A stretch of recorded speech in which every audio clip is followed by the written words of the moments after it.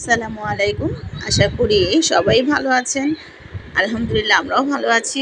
আসলে যে একটা গরম পড়েছে, এই গরমে আমার মনে হয় না বেশি একটা ভালো আছেন। তো আমিও ভালো নেই, শারীরিক দিয়ে, মনের দিক দিয়ে খুবই খারাপ লাগছে। যেই গরম পড়েছে আসলে কি করব বুঝতে পারছিলাম না। রান্নাঘরে তো আসতে ইচ্ছে করছিল না।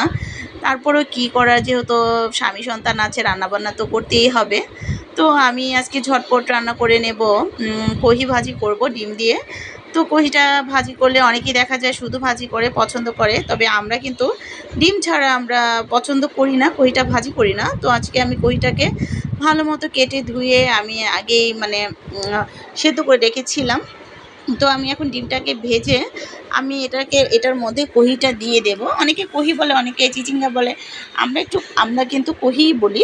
তো এই তো আমি ধুয়ে রেখেছিলাম, সেটা আমি দিয়ে দিলাম সেদ্ধ করে। তো এখন আমি এটাকে ভালো মতো একটু নাড়াচাড়া করে নেব।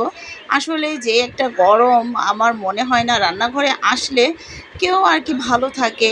যেমন আমি তো রান্নাঘরে আসলে আমার মনে হয় এমন অবস্থা হয়ে যায়, খুবই কান্না আসে। কিন্তু কিছুই করার নেই।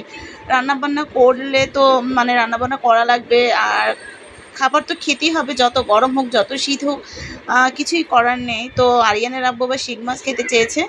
তো ঝটপট রান্না করবো ভাবছিলাম। তো এখন ও বলছে যে শিং মাছ খাবে।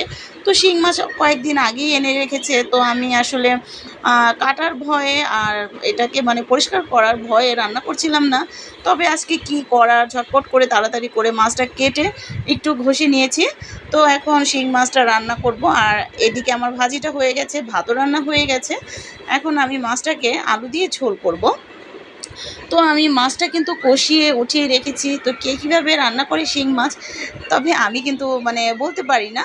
তো আমি সবসময় দেখা যায় মাছটাকে কষিয়ে উঠিয়ে তারপর আলু দিয়ে ঝোল করি। আর যদি দেখা যায় ভুনা করি তাহলে তো মশলাটা কষিয়ে মাছটা দিয়ে দিই। তো এই তো আমার কিন্তু আলুটা অলরেডি হয়ে এসেছে। এখন আমি মাছগুলো দিয়ে দেব। তো দিয়ে দিলে এখন দেখা যায় আমার তরকারিটা ঝটপট রান্না হয়ে যাবে। আমি এটাকে অল্প একটু রান্না করে তারপরে আমি একটু জিরা গুঁড়াও দিয়ে দিব, আর ধনিয়া পাতাও দিয়ে দিব। তাহলে দেখা যায় শিং মাছটা খেতে খুবই ভালো লাগে। তো আমার কাছে ধনিয়া পাতাটা কিন্তু ডাল হোক বা মাছ রান্না, কিছু কিছু মাছে হোক, গুঁড়া মাছে হোক, দিলে খুবই ভালো লাগে। আর ভাজি করলে তো অবশ্যই। তো যাই হোক, আমার ভিডিওটি ভালো লাগলে অবশ্যই একটা লাইক, কমেন্ট, শেয়ার করে দেবেন। ধন্যবাদ।